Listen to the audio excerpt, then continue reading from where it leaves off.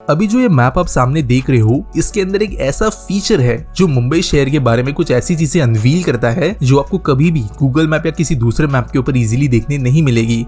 ये जो सदर्न मुंबई का भाग है, यहाँ पर आपको कई इंपॉर्टेंट लैंडमार्क्स देखने मिलेंगे, जैसे वानखेड़े स्टेडियम, मरीन ड्राइव, और मैं थोड़ा अगर जूम करूँ तो आपको महाराष्ट्र स्टेट के one of the most important buildings नजर आएगी, जैसे कि यहाँ का विधानसभा और यहाँ का मंत्रालय और कई दूसरे गवर्नमेंटल ऑफिस। यहाँ पे प्राइवेट कमर्शियल रियल एस्टेट भी बहुत महंगी है और काफी ज्यादा प्राइम भी। लेकिन यहाँ से ज्यादा दूर जाने की जरूरत नहीं है कि आपको एक बहुत बड़ा स्लम क्लस्टर देखने मिलेगा। ये लोकेशन इतना ज्यादा अजीब है कि एक तरफ आपको मुंबई का one of the most important real estate market नजर आएगा in terms of commercial properties, जबकि दूसरी तरफ नेवी के द्वारा कंट्रोल्ड लैंड्स नजर आएंगे जो ऑब्वियसली हमारे डिफेंसेस के लिए जरूरी है। लेकिन ये जो बीच में क्लस्टर है ये बहुत ज्यादा इंटरेस्टिंग नहीं है। इंटरेस्टिंग बात ये है कि ये जो मैप मैं आपको दिखा रहा हूँ इसके अंदर डेटा नजर आता है 1970s का, जिसको कहा जाता है कोरोना डेटा, जो 1970s में ऑपरेट किए जाने वाले यूएस कोरोना सैटेलाइट के द्वारा लिया गया है।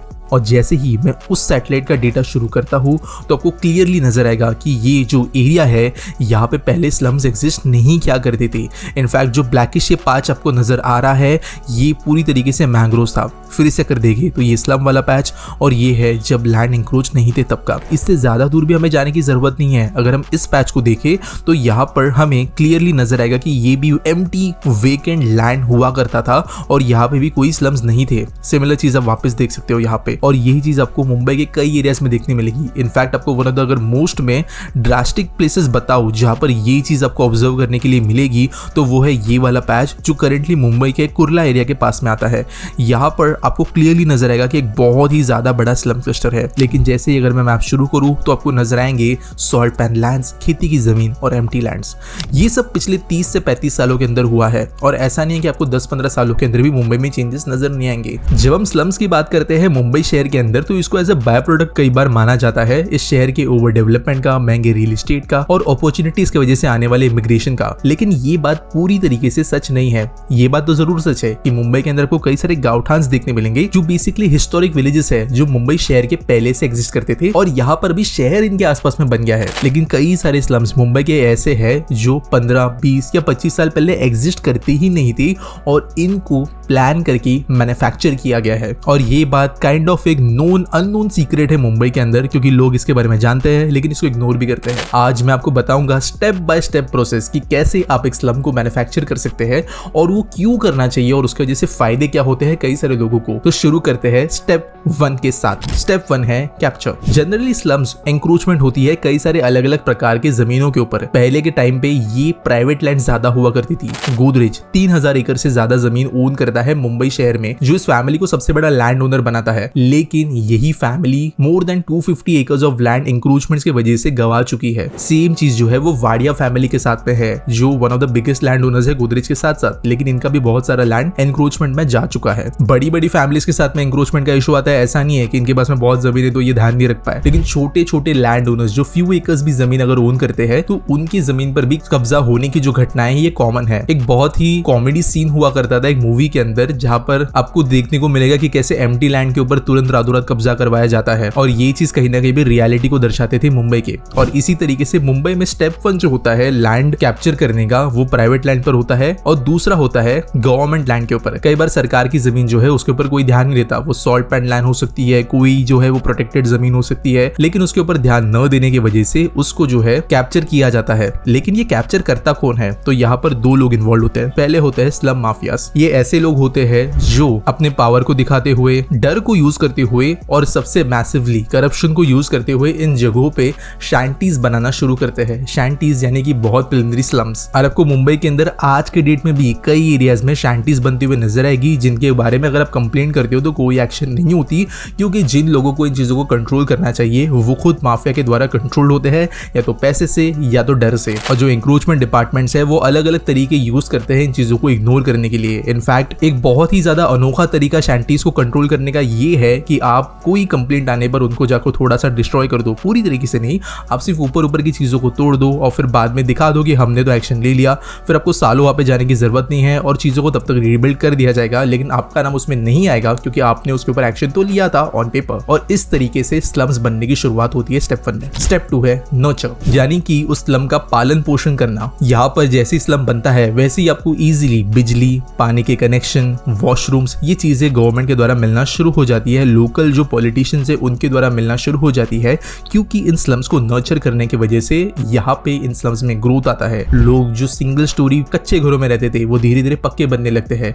यहाँ पर एक तरीके की इकोनॉमी डेवलप हो जाती है, जहाँ पर शॉप्स, लोग, ट्रांसपोर्टेशन, स्कूल्स, छोटे मोटे बिजनेसेस, ये सब चीजें ऑपरेट करने लगती है। ऑब्वियसली एरिया का एक्सपेंशन भी होता है और इसकी वजह से सरकारी फैसिलिटीज, मेडिकल फैसिलिटीज, ये चीजें देना यहाँ पर गवर्नमेंट के लिए इंपॉर्टेंट बन जाता है। रेगुलराइजेशन ठीक से न होने की वजह से यहाँ पर ये चीजें इजीली परमानेंट बनना शुरू हो जाती है। इनफैक्ट यहाँ पर आपको धीरे धीरे जो टैक्स है वो भी लगना शुरू हो जाता है, यानी जो टैक्स रिसीट आती है हर साल रहने की, वो भी गवर्नमेंट देना शुरू कर देती है, ये वेरीफाई किए बिना कि जमीन कैसी थी, क्या थी, कौन वहां पे था, ये सब चीजें नहीं देखी जाती और इसकी वजह से एक हसलिंग बसलिंग कम्युनिटी यहाँ पर बन जाती है। Step 3, development of strong vote banks. अब दोस्तों कई बार ऐसे जो हटमेंट्स होते हैं या जो स्लम्स होते हैं, मैं यहाँ पर वापस ये बात कर रहा हूँ ऐसे हटमेंट्स के बारे में जो पिछले 15-20 साल में डेवलप हुए हैं, ना कि हिस्टोरिकली यहाँ पर रहते थे। ये एज स्ट्रॉन्ग वोट बैंक्स बनते हैं किसी भी पॉलिटिशियंस के लिए, क्योंकि यहाँ पर जो लोग रहते हैं ये कहीं ना कहीं पर जानते हैं कि इनके एग्जिस्टेंस के लिए जो लोकल पॉलिटिकल लीडर है उसको पावर में रखना जरूरी है। कई बार अगर हम मुंबई की बात करें तो ऐसे एरियाज बनना शुरू हो जाते हैं जहां पर इमिग्रेशन ऐसे रीजन से हुआ है, फॉर एग्जांपल रोहिंग्यास वगैरह, जो बिल्कुल भी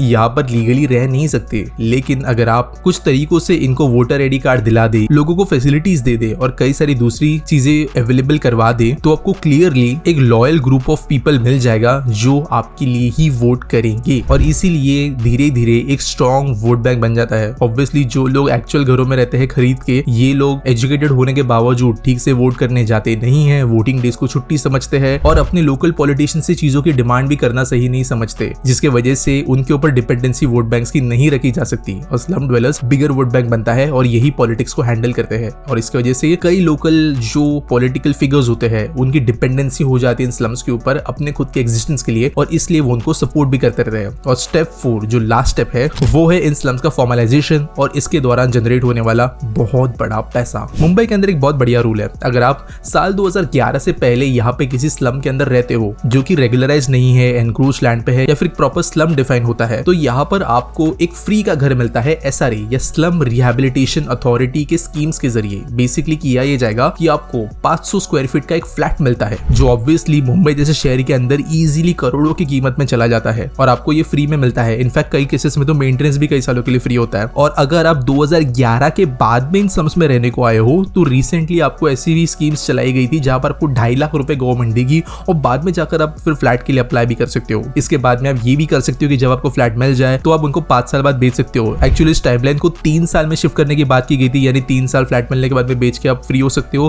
पहले ये 10 साल हुआ करता था, लेकिन ये जो टाइमलाइन है धीरे धीरे छोटी होती जा रही है। लेकिन ये फायदे का किस तरीके से वो समझते हैं। पहले बात करते हैं स्लम ड्वेलर्स के पर्सपेक्टिव से। यहाँ पर आपको ऑब्वियसली एक स्लम के लिए फ्लैट मिल रहा है जो अगर आप रेंट आउट भी करें तो आपको बहुत ज्यादा पैसा मिलता है। आप बाद में कर ये सकते हो, इसको रेंट पे चढ़ा दो, अच्छा खासा पैसा कमाओ, कुछ सालों बाद जब टाइमलाइन खत्म होती है तो बेच दो और उसके बाद में आप फिर से किसी नए स्लम में जा सकते हो, या इनफैक्ट जब आप रेंट पे दे रहे हो उसी समय किसी नए स्लम में जाकर रह सकते हो जहां पर आपको फिर से कुछ सालों बाद में SRA प्रोजेक्ट्स देखने मिलेंगे। मुंबई के अंदर ये बहुत कॉमन है कि किसी भी एरिया के अंदर जब SRA प्रोजेक्ट आने की बात होती है तो अचानक से स्लम्स के रेट भी बहुत बढ़ जाते हैं। और इनफैक्ट मुंबई के हाई कोर्ट ने भी ये बात बोली है कि यहाँ पर मुंबई शहर में जो लीगल लोग हैं उनसे ज्यादा फैसिलिटीज इलीगल लोगों को मिलती है कुछ स्टेटमेंट्स के जरिए। लेकिन ये तो बात होगी स्लम ड्वेलर्स की जिनको SRA प्रोजेक्ट का बहुत फायदा होता है। दूसरे हम बात करते हैं बिल्डर नेक्सस की। ऑब्वियसली मुंबई जैसी रीजन के अंदर अगर आप एक महंगे लैंड प्लॉट को खरीदने की काबिलियत रखते हो तो आपको जो है बहुत ही ज्यादा महंगा पड़ेगा कोई भी प्रोजेक्ट बनाने के लिए। एट द सेम टाइम अगर एनक्रोच्ड लैंड है, वहां पे बहुत बड़ा स्लम डेवलपमेंट है, तो आपको अपने प्रोजेक्ट के एक छोटे से रीजन के अंदर बस एक बिल्डिंग बना के देनी पड़ेगी जिसके अंदर कोई बहुत ज्यादा आपको लग्जूरियस कुछ नहीं बनाना है। वहां पे आपको इन स्लम ड्वेलर्स को 500 स्क्वायर फीट के फ्लैट देने। पहले तो ये 350 स्क्वायर फीट हुआ करता था, लेकिन अगर आप इनको फ्लैट्स दे भी दे तो भी आपको जो total construction cost plus land cost है उससे सस्ता पड़ता है लोगों को घर देने के लिए। अगर आप मुंबई के कोई भी मेगा प्रोजेक्ट को देखोगे तो आपको उसके आसपास में छोटी छोटी बहुत ही ज्यादा बेसिक बिल्डिंग्स भी नजर आएगी। ये SRA बिल्डिंग्स है, यानी स्लम रिहेबिलिटेशन एसोसिएशन के द्वारा बनाई गई बिल्डिंग्स या बेसिकली इनके अथॉरिटी के अंडर बनी बिल्डिंग्स जो बिल्डर ने वैसे बनाई है और बिल्डर्स को भी इसकी वजह से काफी फायदा होता है। और ये जो पूरी साइकिल है ये मुंबई में चलते रहती है। अगर आप कई ऐसे एरियाज में भी जाओ मुंबई के जो अभी 10-15 साल पुराने भी नहीं है इन टर्म्स ऑफ डेवलपमेंट, आपको वहां पे भी ब्रांड न्यू स्लम्स नजर आएंगे। इसका मतलब ये बिल्कुल भी नहीं है कि मुंबई के अंदर आपको जो है नए स्लम्स बनते हुए नजर नहीं आएंगे। ये आज के डेट में भी होता है और प्रोबेबली जब तक ये पूरा सिस्टम किसी न किसी को फायदा दिलाते रहता है तब तक ये चीजें चलती रहेगी और उसके ऊपर हम कोई कंट्रोल शायद नहीं रख पाएंगे as normal individuals until and unless हम हमारी रायों को पब्लिकली ज्यादा बुलंद करें। उम्मीद करता हूं ये वीडियो आपको कुछ थॉटफुल लगी होगी। अगर अच्छी लगी है तो लाइक करना, बहुत अच्छी लगी है तो आप चैनल को सपोर्ट करने के लिए सुपर थैंक्स भी कर सकते हो या मेंबरशिप ज्वाइन कर सकते हो। बाकी आप मुझे सजेशंस दे सकते हो कमेंट सेक्शन के अंदर और मिलेंगे अगले वीडियो में।